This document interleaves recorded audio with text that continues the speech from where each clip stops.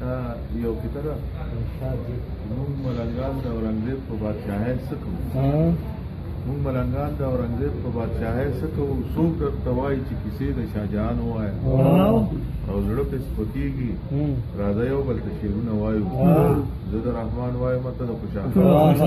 ډېر زبردست سا چې اخلمه په سا باندې ودرېږي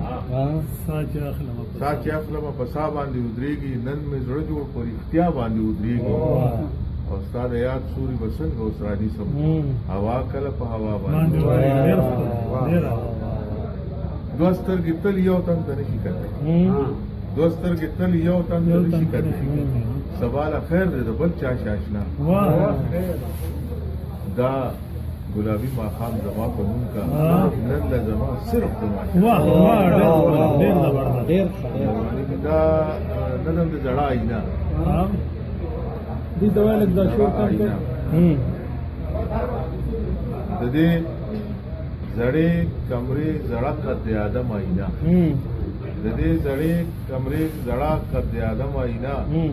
د وړوکوالي نه زما د هر یو راز همراز ده زما په هر نیمګړتیا ما سره ځان شریک زما په هر نیمګړتیا ما سره ځان شریک کړي زما د سترګو هر تاثر زړه ته ورننه باسي زما مزاج چې د شورو نه د مین مزاج زما مزاج چې د شورو نه د مین مزاج دی په هر ښایسته مخ کې د مینې اثرات لټوي څه نامعلومه شان لټون وي ما د ځانه روک کړي څه نامعلومه شان لټون وي ما د ځانه روک کړي خو زه دا هم ښه وي چې زه روک شم ته پیدا شي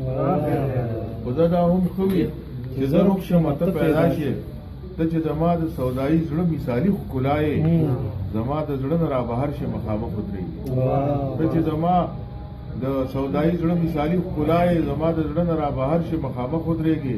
ستا د حیا ګلابي رنګ وي په ما خور راخور شي زه د رنګونو په دریاب زه د رنګونو رڼاګانو په دریاب لاوشم زه د رنګونو رڼاګانو په دریاب لاوشم ته چې موسکی شي کائنات په غړېدلو سر شي ته چې موسکی شي کائنات په غړېدلو سر شي زه د وختونو نه خراج د خپلې مینې اخلم ملکوتی سندرې اورم فردوسي ژبه کې ملکوتی سندرې اورم فردوسي ژبه کې ما دغه سرور کې راولي نڅا شروع کړم داسې نڅا چې ملکوتی سندرې اورم فردوسي ژبه کې ما دغه سرور کې راولي نڅا شروع کړم داسې نڅا چې سربسته رازونه هم راسپړي داسې نڅا چې سربسته رازونه هم راسپړي لکه چې ژوند رقص او نغمه وي سیوا هیڅ هم نه وي مینه ښکلا شي او ښکلا د مینې رنګ ونیسي زما نڅا ستا د پنجیبو شرنګ ته غاړه وځي عجیبه چلو چې زه ستا نه لاس د مینې تاو کړم عجیبه چلو چې زه ستا نه لاس د مینې تاو کړم ته چې ښکارېږي نو هم نه یې لاس خالي پاتې شي ته چې ښکارېږي نو هم نه یې لاس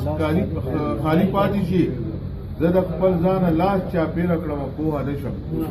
زه د خپل ځانه لاس چاپېره کړم پوهه نه شم په آینه کې ځان له مخ په دواړه مخه ښکل